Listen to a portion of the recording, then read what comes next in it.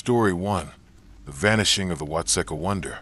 In the quiet farming town of Watseka, Illinois, during the sweltering summer of 1877, the air was thick with the scent of freshly turned earth and the weight of secrets whispered among neighbors. With a population barely cresting 1,500, Watseka was a place where life moved slowly, governed by the rhythms of planting and harvest, church bells and barn dances. Families knew each other's histories, their joys and sorrows etched into the town's collective memory. But beneath this veneer of simplicity, a chilling mystery was about to unfold, one that would etch the name of Lurency Venom into the annals of the supernatural, forever known as the Watseka Wonder. What began as a young girl's peculiar behavior spiraled into a haunting saga of possession, loss, and a presence that seemed to seep from the very soil of Watseka, gripping the town in a web of fear and fascination that lingers to this day. Lurency Venom was a bright-eyed 13-year-old, her chestnut curls bouncing as she darted through the fields, chasing fireflies or sketching wildflowers in a tattered notebook. The Venom family lived in a modest clapboard house on the outskirts of town, where cornfields stretched like an endless sea, their golden tassels swaying under the July sun. Lurency was a favorite among her peers, her laughter a melody that brightened even the dreariest days. But as the summer deepened, her parents, Thomas and Laura Venom, noticed a change.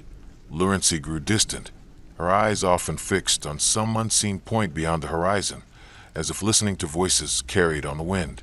She'd pause mid-sentence, her face blank, muttering fragments of words that made no sense. At first, Thomas, a practical man with calloused hands from years of plowing, thought it was fatigue from the heat. Laura, ever the worrier, wondered if their daughter was coming down with a fever. Then, one stifling morning in July, the world shifted.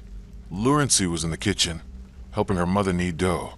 When she froze, her hands trembling, her eyes rolled back, and she collapsed, her body rigid as a board, her breath coming in shallow gasps.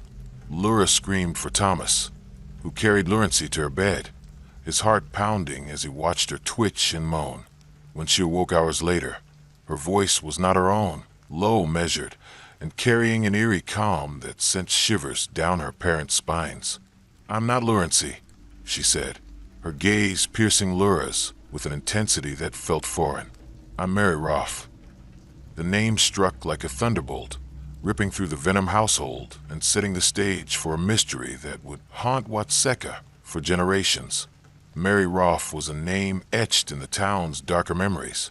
She'd been the daughter of Asa and Roth, a well-to-do family who lived in a grand house near the town square.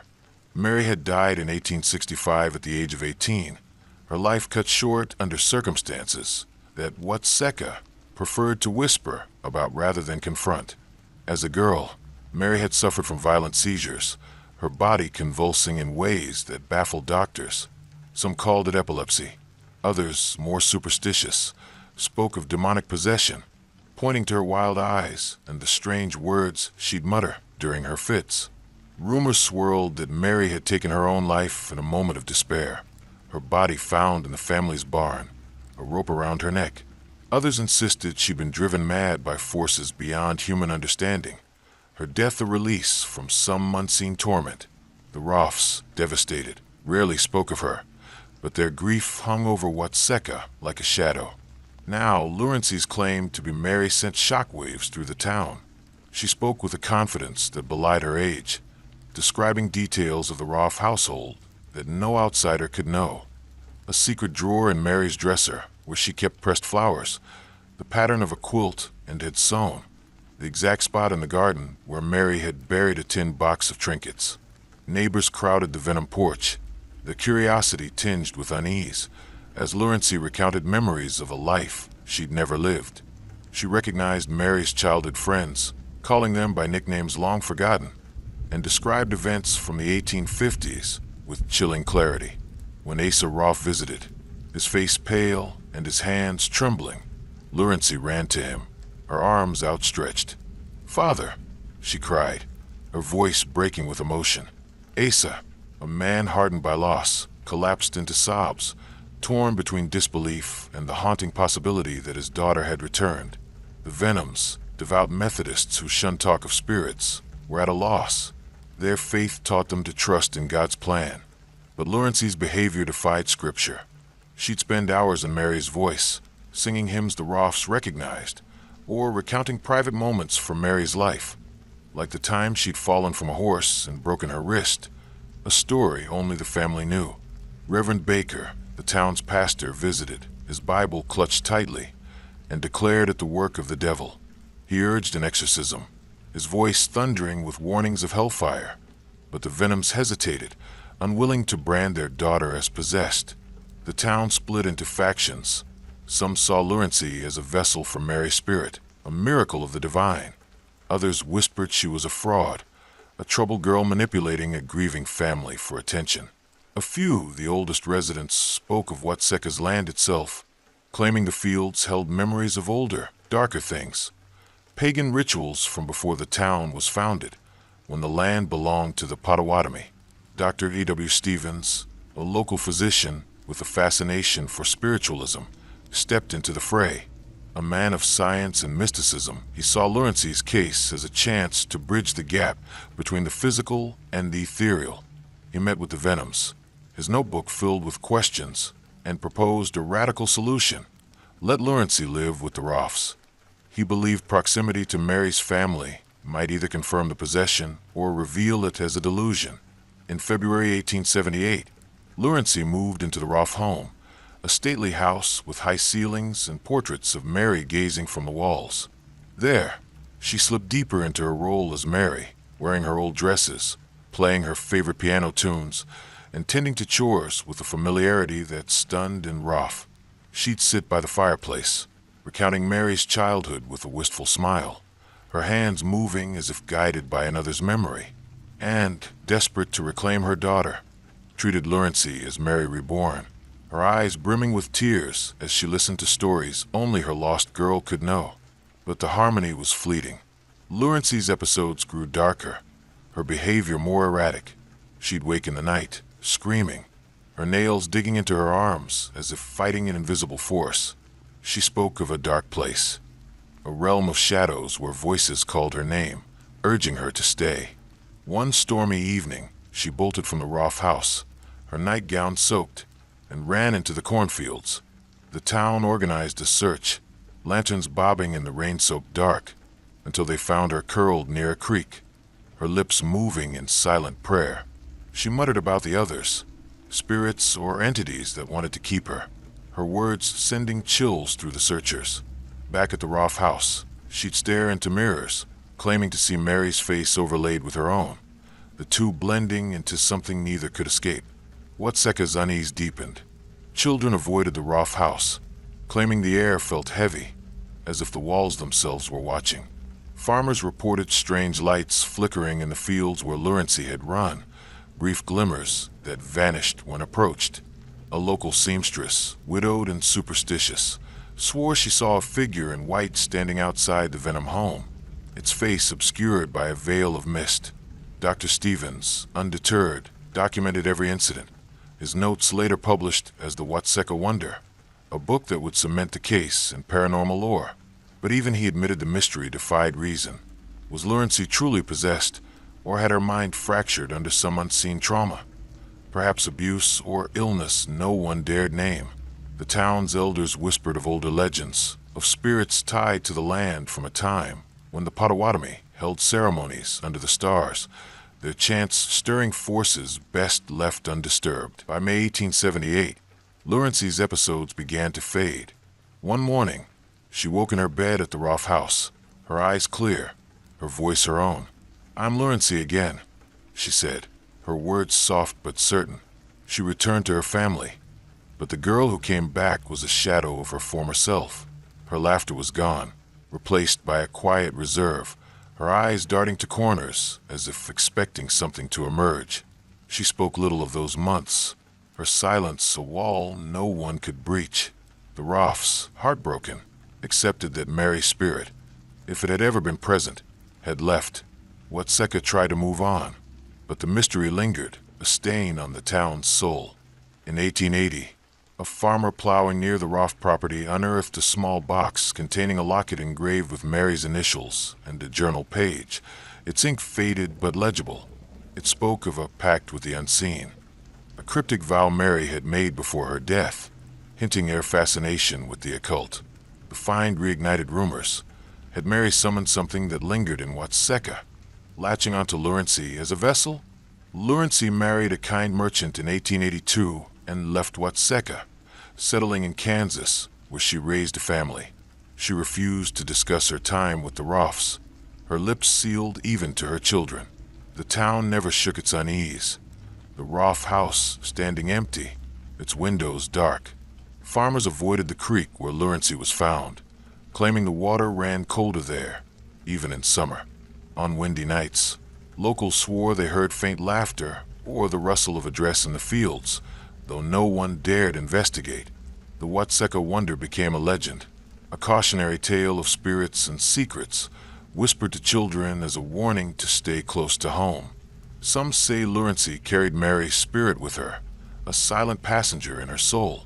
Others believe the land itself holds the truth, its fields guarding a presence that watches, waits, and never forgets. Story 2. The Silent Bells of Skidmore. In the summer of 1981, Skidmore, Missouri, was a fading dot on the map, a farming hamlet of 284 souls in Nottoway County, where the air smelled of hay and hard-won survival.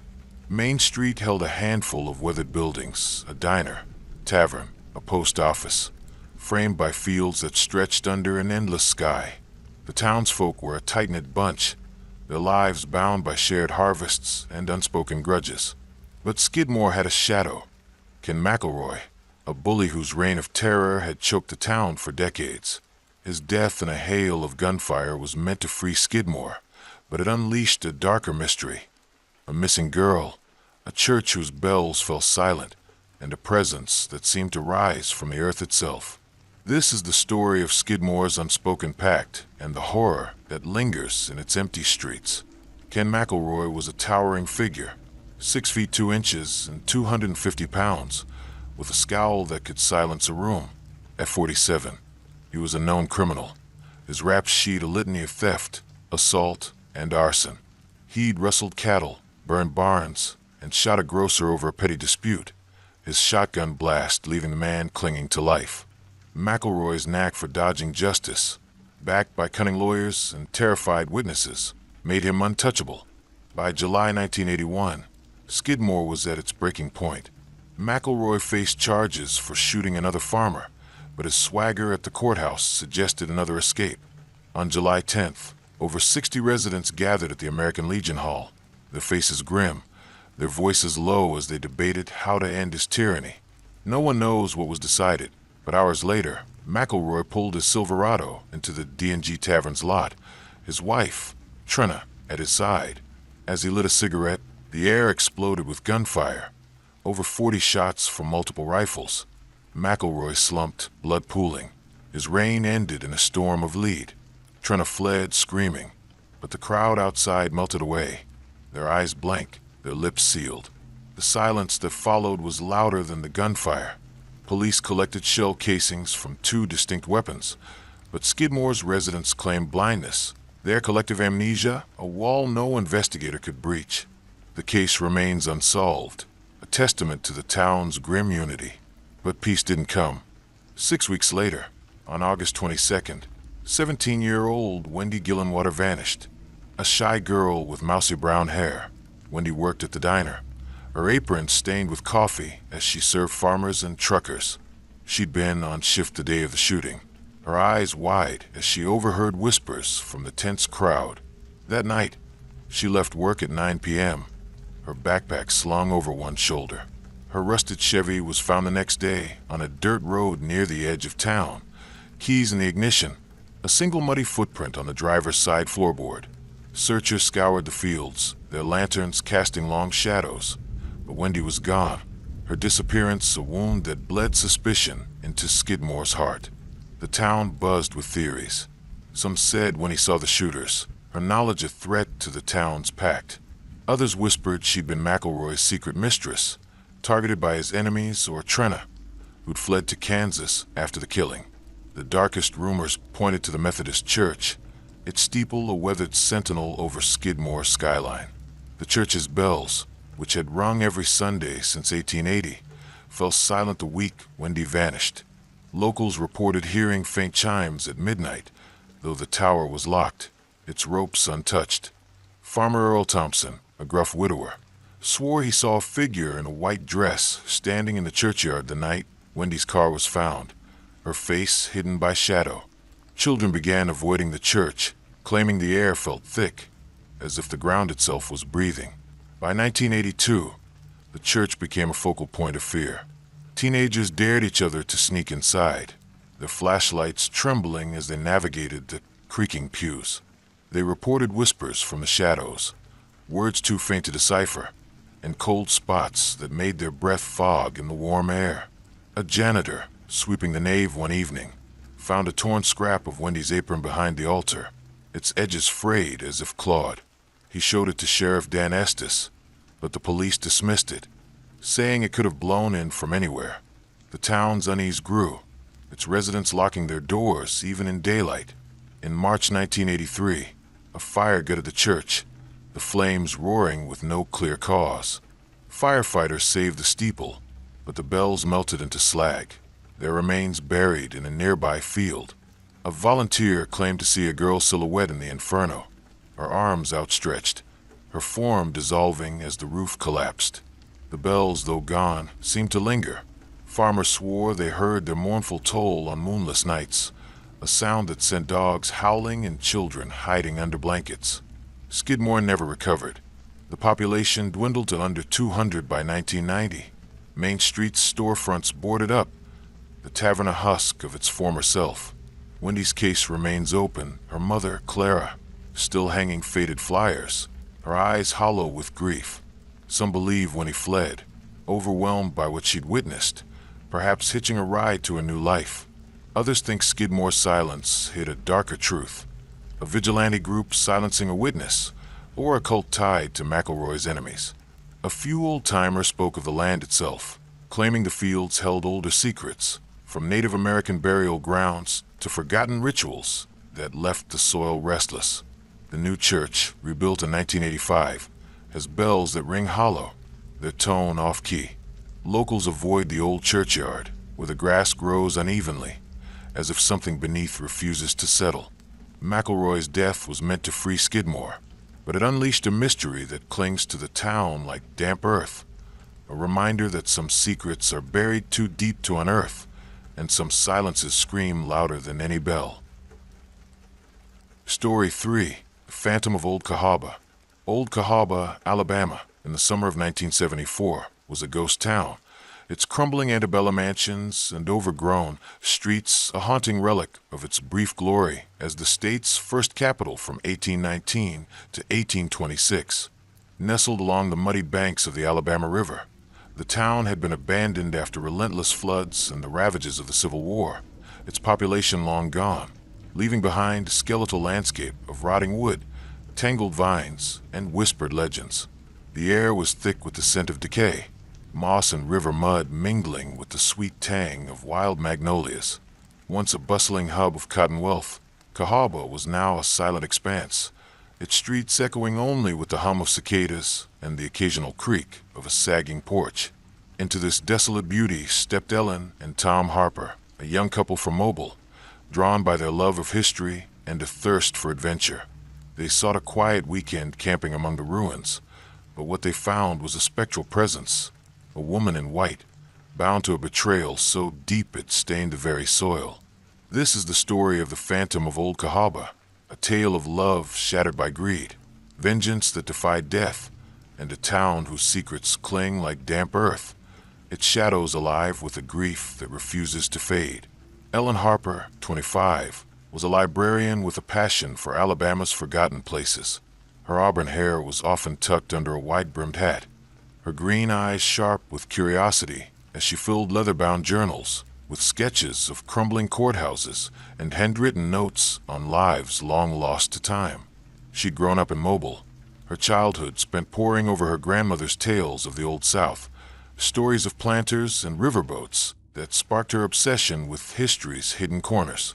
Tom, 26, was her counterpoint, a mechanic with calloused hands and a quick grin, his practical nature grounded in the hum of engines and the clank of tools. They shared Ellen's love for exploration. Their 3-year relationship forged through road trips to abandoned sites across the South, ghostly plantations, forgotten mills, and cemeteries where the past seemed to linger in the air. Cahaba was their boldest destination yet, a place whispered about in Mobile's historical societies, its reputation steeped in tales of restless spirits and unexplained lights flickering among the ruins. They arrived on a sweltering Friday afternoon in July, the sun beating down like a hammer, the heat pressing against their skin as they navigated the dirt road into Cahaba. The town was a labyrinth of decay. Grand columns leaned like drunken sentinels, windows gaped like empty eyes, and the river's sluggish flow seemed to murmur secrets. They chose a campsite near the old Cahaba Cemetery, a half-acre of tilted tombstones on a low rise overlooking the river. The graves were weathered. Some so eroded the names were mere suggestions, others cracked by roots that snaked through the earth like veins. Inscriptions caught Ellen's eye. Margaret, 1823, taken too soon, and William, 1820, rest in peace. And she sketched them feverishly, her pencil capturing the moss that clung to the stones like a shroud. Tom set up their tent with practiced ease, hammering stakes into the soft ground, his brow glistening as he built a small fire to ward off the evening chill.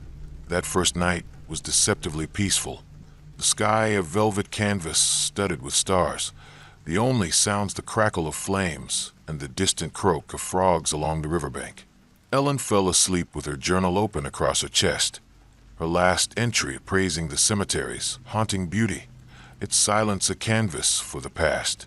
Tom, ever vigilant, kept a flashlight by his side, his skepticism tempered by a quiet respect for Ellen's instincts, which had led them to strange and wondrous places before. At midnight, Ellen woke with a jolt, her heart pounding as if roused by an unseen hand. A faint glow seeped through the tent's canvas, pale and unnatural, like moonlight filtered through fog. Her breath caught as she unzipped the flap, her eyes widening at the sight in the cemetery. A woman in a tattered white gown, her hair loose and tangled, drifting among the graves as if weightless. Her face was pale, almost translucent, her eyes hollow voids that seemed to swallow the light. She moved with purpose, her gaze fixed on the tent, as if drawn to Ellen's presence. The air grew cold, the cicadas falling silent, and Ellen's scream shattered the night, waking Tom. He scrambled to her side, his flashlight trembling as he aimed it at the cemetery, but the beam illuminated only tombstones, the figure gone as if it had never been. "It was just the moonlight," Tom said, his voice unsteady, but Ellen's hand shook as she described the woman's empty stare, the way her gown trailed like a shroud, its hem frayed as if torn by time. She grabbed her journal, her pencil scratching furiously as she sketched the figure, capturing the hollow eyes, the flowing hair, the gown's tattered edges. Sleep eluded them for the rest of the night, the darkness pressing closer, the river's murmur now a low, mournful hum. The next morning, they sought answers at the Cahaba Archaeological Park, a small visitor center a mile from the ruins, its walls lined with faded maps and sepia photographs. The historian, Mr. Caldwell, was a grizzled man in his 60s, his face weathered like the tombstones, his eyes sharp with knowledge of Cahaba's past. Over bitter coffee, he shared the legend of Eliza Langston, a young woman from the 1820s who'd lived in one of Cahaba's grandest homes, a mansion now reduced to a skeleton of columns near the river. Eliza, barely 19, had been engaged to a wealthy planter named Charles Worthington, a man whose charm masked a ruthless ambition. Their love was the talk of Cahaba, her beauty, golden hair, eyes like the river in spring, celebrated in the town's parlors. But Charles betrayed her, marrying a senator's daughter for political gain, leaving Eliza heartbroken. One stormy night in 1824, she vanished, her body found days later in the Alabama River, her wrist slashed, her white gown stained with mud and blood. Locals whispered of foul play, claiming Charles had lured her to the riverbank to silence her threats to expose his deceit. Since then, Eliza's spirit was said to haunt the cemetery, appearing to those who lingered after dark, her wail a cry for justice, her presence a wound that refused to heal. Tom scoffed, his practical mind dismissing ghosts as folklore spun from boredom, but Ellen felt a chill, her memory of the previous night too vivid to ignore. She pored over Caldwell's records, finding a yellowed letter from 1825, written by a Cahaba woman who'd known Eliza. The letter described her despair, her vows to make him pay, and a cryptic mention of a confrontation by the river, where Eliza had last been seen alive. Ellen's journal filled with notes, her sketches of the figure growing more detailed, the gown's lace torn at the sleeves, the eyes not just hollow, but brimming with sorrow. That evening, they returned to their campsite, determined to stay vigilant. Tom built a larger fire, its flames casting long shadows that danced across the graves. Ellen clutched her journal, her eyes scanning the cemetery, her heart pounding with a mix of fear and fascination. Around 2 a.m., Tom woke to her whisper, her voice trembling. "She's back." Outside, the woman in white stood at the cemetery's edge, her form flickering like a candle flame in a storm. Her wail carried on the wind, low and mournful, words forming in the air. "He lied. He took my heart." Tom grabbed his flashlight, but its beam passed through her, illuminating only the gravestones behind. The couple huddled in their tent, their breath shallow, the air heavy with a cold that seeped into their bones. The figure lingered until dawn, her wail fading as the first light touched the river, leaving only silence and the scent of wet earth.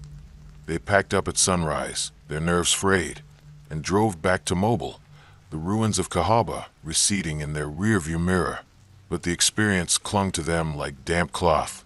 In their small apartment, strange disturbances began. Ellen's journal would open to a new page, her sketches of Eliza altered, new lines added, the eyes now weeping ink. Tom's keys vanished, only to be found under furniture, coated in a fine layer of river silt. Mirrors fogged with no heat, their surfaces cold to the touch, and Ellen woke to whispers of her name, faint but unmistakable, carried on a breeze that shouldn't exist indoors.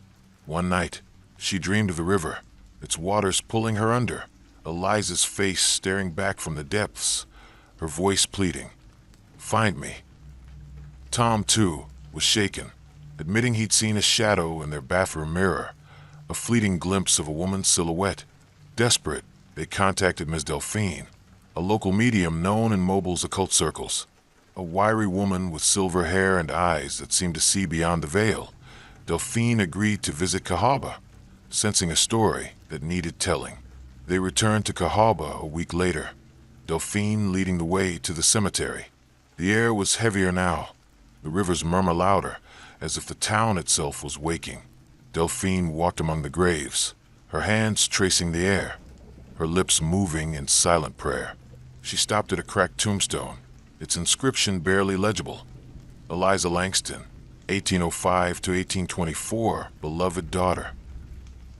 She sensed a presence tied to the riverbank, a spirit bound by betrayal, its anger and sorrow woven into the land. Delphine performed a cleansing ritual, burning sage and chanting in a low, rhythmic cadence, her voice echoing off the willows. As she finished, a gust of wind scattered the ashes, and a low moan rose from the trees, not angry but mournful, as if releasing a long-held breath. Ellen felt a weight lift, but the air remained charged, the river's surface rippling with no breeze.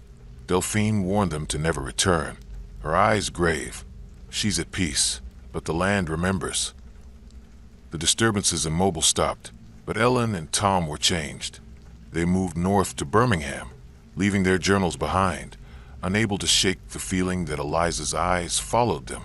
Ellen donated her sketches to the Mobile Historical Society, where they remain, locked in a glass case, the ink still seeming to shift under certain lights. Cahaba remains a ghost town, its ruins a draw for historians and thrill-seekers. Park rangers warn against camping after dusk, citing reports of strange lights and whispers near the river.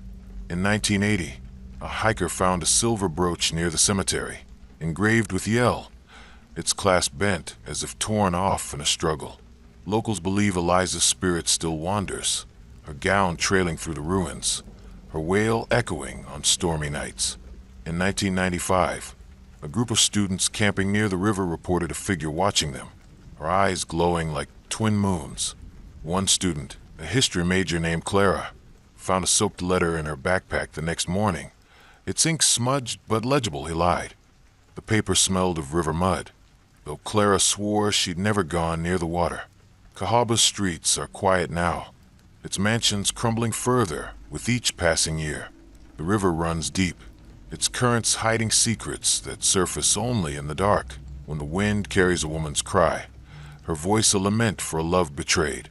The town's ruins stand as a monument to its past, but the cemetery holds its heart, where Eliza Langston waits, her spirit bound to the land. Her story a reminder that some wounds never heal, and some ghosts never forgive. Old Cahaba is more than a ghost town. It's a place where the past breathes, its shadows alive with a sorrow that clings to those who linger too long, daring to listen to the river's whispered truths. Story 4. The Curse of the Bell Witch. Adams, Tennessee, in the autumn of 1817, was a speck of a town, home to fewer than 700 souls, nestled in the rolling hills of Robertson County. Tobacco fields stretched under wide, cloudless skies, their golden leaves whispering in the breeze, while log cabins dotted the landscape, their hearths glowing with the warmth of family life. The Bell family, John, Lucy, and their 9 children, lived on a prosperous 320-acre farm, their days filled with the steady rhythm of planting, harvesting, and evenings spent telling stories by the fire. John Bell, a sturdy man with a weathered face and hands toughened by years of labor, was a pillar of the community, respected for his fairness and work ethic. Lucy, his wife, was a gentle soul, her nimble fingers crafting quilts that adorned their home, her voice soothing her children through stormy nights. But in the fall of 1817, a malevolent force descended upon their farm, a spirit that would come to be known as the Bell Witch, its wrath so relentless it would drive a man to his grave and leave a legacy of fear that still haunts Adams. This is the story of a curse that gripped a small town, a terror born of vengeance and tied to a cave that locals shun after dark, its shadows holding secrets that refused to rest. The disturbances began subtly, as malevolent forces often do. Scratching noises echoed at the windows of the Bell cabin, faint at first, like branches tapping in the autumn wind. Footsteps creaked in the attic, heavy and deliberate, though the trapdoor remained locked. John dismissed them as vermin or the settling of the old house, built a decade earlier when the family moved from North Carolina. Lucy, her instincts honed by years of raising children in a land still wild with the memory of Shawnee trails, felt a deeper unease, her prayers growing longer each night. Their youngest daughter, Betsy, a lively 12-year-old with auburn hair and a knack for weaving tales as vivid as her mother's quilts, was the first to sense something sinister. She'd wake in the night, her blankets yanked to the floor, her hair tugged by invisible hands. By November, the disturbances grew violent. Betsy's bed shook as if alive, her screams piercing the household as red welts appeared on her arms, the marks of unseen claws. The Bells gathered in prayer, their voices trembling over the book of Psalms, but the air grew thick, a shrill, mocking voice cutting through their words. "I am Kate Batts," it declared, naming a neighbor who died in 1816 after a bitter dispute with John over a land deal gone sour. "I'll make you pay, John Bell, till your bones are dust." Kate Batts had been a reclusive woman, her small farm bordering the Bells' sprawling fields. The dispute had begun over a boundary line, a strip of land rich with tobacco that John claimed as his own. Kate, slight but fierce, had cursed him in the town square, her eyes blazing as she vowed revenge. Her death, a year before the disturbances, was shrouded in mystery. Some said she'd poisoned herself with laudanum. Others whispered of darker forces, her body found in her root cellar, her face frozen in a scream. Now her voice haunted the Bell home, knowing secrets no outsider could. Private conversations about John's debts, the time he disciplined Betsy with a switch, even the exact words of a letter Lucy had written to her sister in Virginia. The spirit threw plates across the kitchen, overturned chairs, and whispered curses in the dark, its laughter a blade that cut through the family's resolve. Neighbors visited, drawn by curiosity, and witnessed the chaos. A Bible flying across the room, its pages torn, a candle snuffed by an unseen breath, Betsy's hair braided tightly in the night, though no one had touched her. Word of the Bell which spread, turning Adams into a magnet for the curious and the devout. Preachers came, their Bibles raised, but the spirit mocked them, reciting their sermons in a twisted mimicry. Even Andrew Jackson, then a general known for his iron will, visited in 1819, drawn by tales of the supernatural. His wagon wheels froze outside the farm, refusing to move, and the voice taunted him, calling him a coward who'd flee before dawn. Jackson shaken, left by sunrise, his men swearing they heard laughter in the trees. Betsy bore the brunt of the witch's wrath. She collapsed in fits, her body twisting, her voice stolen as the spirit spoke through her, its words dripping with malice. "You'll never marry," it taunted, targeting her budding romance with Joshua Gardner, a shy farmer's son who'd carved her initials into an oak. The spirit slapped her during prayers, leaving bruises that horrified Lucy, who spent nights sewing protective charms into Betsy's clothes, her fingers trembling with each stitch. John, too, suffered, his throat swelling as if choked by invisible hands, his face growing pale and drawn. By 1820, his health deteriorated, his body wasting away, his voice reduced to a rasp. On December 20th, he died. A vial of poison found by his bedside, its contents black and viscous, unlike anything in the family stores. The voice cackled, claiming credit. "I gave him a taste of hell." The Bells buried him in the family plot, the earth cold and unyielding, but the witch's laughter echoed through the fields, its presence undimmed. Lucy, heartbroken, clung to her children, her faith tested but unbroken. The family fled to a new farm, hoping distance would weaken the spirit's grip. But the cave on their old property, a damp, narrow cavern carved into the hillside, became a focal point of fear. Locals reported seeing a woman in black near its entrance, her eyes glowing red, her form dissolving into mist when approached. Children whispered of voices from the cave, calling their names, luring them closer with promises of secrets. The Bell Witch's terror didn't end with John's death. Betsy broke off her engagement with Joshua, her spirit crushed, her dreams haunted by the voice. The family's new farm wasn't spared. Tools vanished, livestock sickened, and Lucy woke to scratches on her arms, as if the witch followed them. By 1821, the spirit's attacks waned, its voice fading, but Adams never forgot. The cave became a legend, a place where teenagers tested their courage, only to flee at the sound of whispers or the feel of cold hands in the dark. In 1975, a group of Clarksville teens, drawn by the tale, camped in the cave, daring each other to stay the night. Sarah, 17, a bold girl with a penchant for ghost stories, felt a hand grab her ankle, dragging her toward the cave's depths. Her friends pulled her free, but her ankle bore bruises shaped like fingers, the marks lingering for weeks. She swore she saw a woman in black, her face twisted in rage, her voice hissing, "Leave this place." The group fled, their flashlights failing, the cave's air thick with a presence that seemed to pulse. The cave is now a tourist site, its entrance gated, but rangers warn against lingering after dusk. Visitors report whispers, sudden chills, and glimpses of a figure in black, her wail echoing from the stone walls.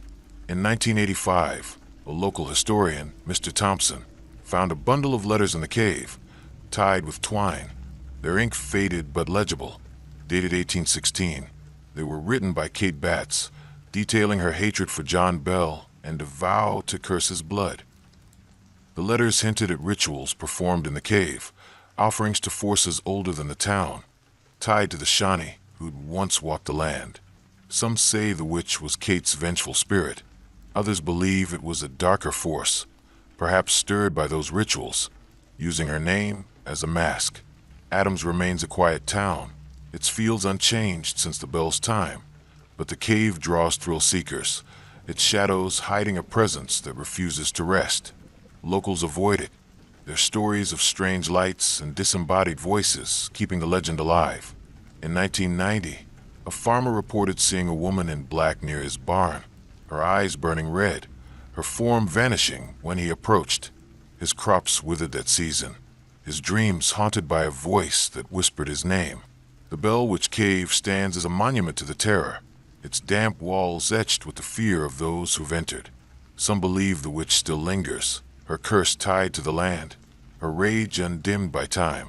Others see her as a manifestation of Adam's guilt, a town that stood by as a family suffered, its silence a debt unpaid. The cave's shadows hold secrets, its air heavy with the weight of a curse that refuses to lift, a reminder that some debts are paid in fear and some spirits never forgive. Adam's children grow up hearing the tale, warned to steer clear of the cave, where the Bell Witch waits, her laughter a chilling echo in the dark, her presence a wound that Adams cannot heal. Story 5. The Shadows of Point Pleasant. Point Pleasant, West Virginia, in November 1966, was a riverside town of 4,000, its brick storefronts and oak-lined streets hugging the banks of the Ohio River. A close-knit community, it thrived on small-town pride. Families gathered at the diner for coffee. Teenagers cheered at high school football games, and fishermen cast lines into the river's muddy waters. But between November 1966 and December 1967, Point Pleasant became a crucible of fear, haunted by a winged creature known as the Mothman, its glowing red eyes searing into the town's soul. The creature's sightings, paired with the tragic collapse of the Silver Bridge, which killed 46 people, left a scar that never healed, cementing Point Pleasant's place in the annals of the uncanny. This is the story of a town's descent into terror, where whispers of a monster mingle with human tragedy, and the shadows of the TNT area still hold secrets that watch with crimson eyes. The first sighting came on November 15th, 1966, in the TNT area, a sprawling World War II munitions site north of town, its concrete bunkers overgrown with weeds and rusted barbed wire. Two young couples, Roger and Linda Scarberry, and Steve and Mary Millette, were cruising in Roger's black Chevy at 11 p.m., their laughter filling the car as they navigated the winding roads. Near an abandoned generator plant, they saw it, a 7-foot figure with bat-like wings, its eyes glowing red like burning coals. It stood by the road, its form humanoid but wrong, its wings folded like a cloak. When Roger slowed, it lunged, chasing the car at speeds over 100 miles per hour, its screech piercing the night like a blade. The couple sped to the Mason County Sheriff's Office, their faces pale, their story spilling out in gasps. Deputy Millard Halstead, a no-nonsense man with a crew cut, searched the area, finding claw marks gouged into the asphalt, but no creature. He chalked it up to a prank, but the fear in their eyes lingered in his mind. The sightings multiplied, each more unsettling than the last. A farmer, Old Man Jenkins, saw the creature perched on his barn, its wings casting a shadow that swallowed the moonlight. He fired a shotgun, but the figure vanished, leaving only a scorched smell in the air. A mother, Clara Thompson, watched it hover over her car on Route 62, its eyes locking onto hers, her toddler screaming in the backseat. Pets began disappearing, dogs found torn apart in the TNT area, their blood staining the grass. Strange lights flickered in the sky, darting like fireflies, but too fast, too deliberate. Men in black suits appeared in town, their faces pale, their questions oddly precise. "What did you see?" Did it speak? Residents grew paranoid, locking doors and keeping rifles by their beds. The TNT area, once a teenage hangout, became a no-go zone, its bunkers rumored to hide government experiments, UFOs, or something older, tied to the Shawnee, who'd once hunted the land.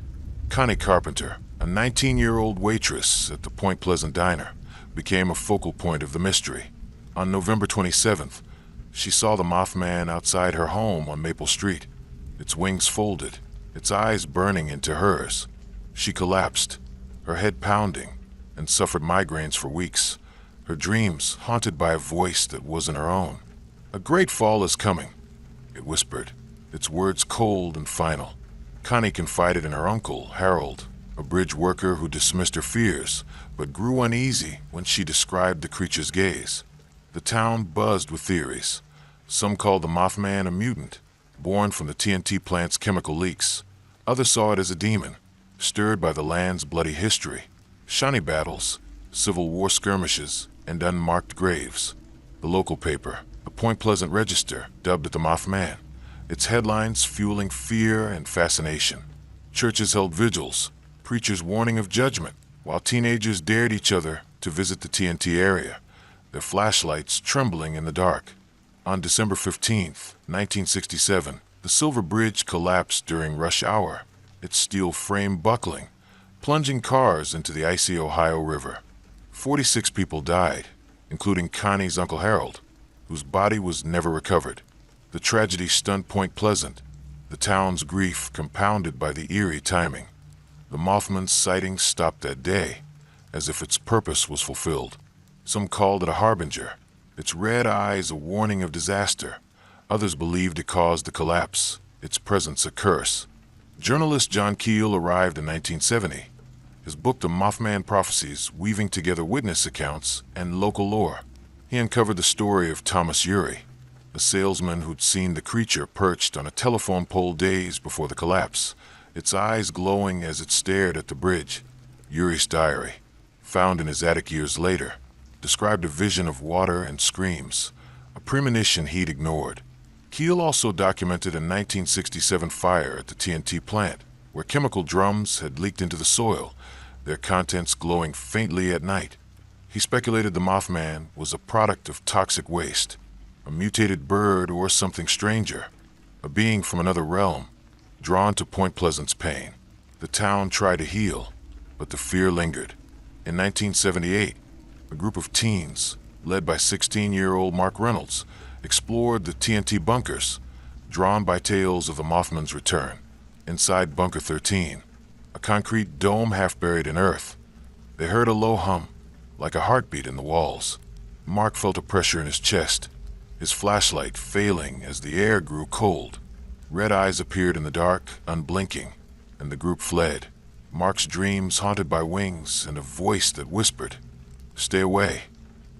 In 1983, a local fisherman, Joe Carter, saw the creature near the river, its wings spanning 10 feet, its eyes fixed on him as he rowed. His boat capsized, and he swore the water felt alive, pulling him under until he clawed his way to shore. Point Pleasant rebuilt, erecting a new bridge, but the TNT area remained a place of dread. In 1990, a hiker found a rusted locket in a bunker engraved with CT, Connie Thompson's initials, though she swore she'd never lost it. The locket was cold to the touch, its clasp stuck with a residue that smelled of chemicals. Today, Point Pleasant hosts a Mothman festival, its stainless steel statue a tourist draw, but locals avoid the TNT area after dark. Strange lights still flicker there, darting across the sky, and the bunkers hum with an unnatural sound, like a pulse from the earth. In 2005, a group of paranormal investigators recorded a screech in the TNT area, its pitch identical to the Scarberry's description, though their equipment failed moments later. Some believe the Mothman was a government experiment, a creature born from the TNT plant secrets. Others see it as a guardian spirit, warning of disasters yet to come, floods, factory explosions, or worse. The Shawnee history lingers in the town's memory, elders speaking of a winged figure in their lore, a protector turned vengeful when the land was taken. The Silver Bridge's replacement gleams over the river, but Point Pleasant's shadows hold tight to their secrets, and the Mothman's eyes still burn in the night, a reminder that some mysteries are too vast and too terrifying to ever be solved. The town's children grow up hearing the tales, warned to stay clear of the bunkers, where the air is heavy, the darkness alive, and the Mothman watches, its wings a whisper of dread that never fades.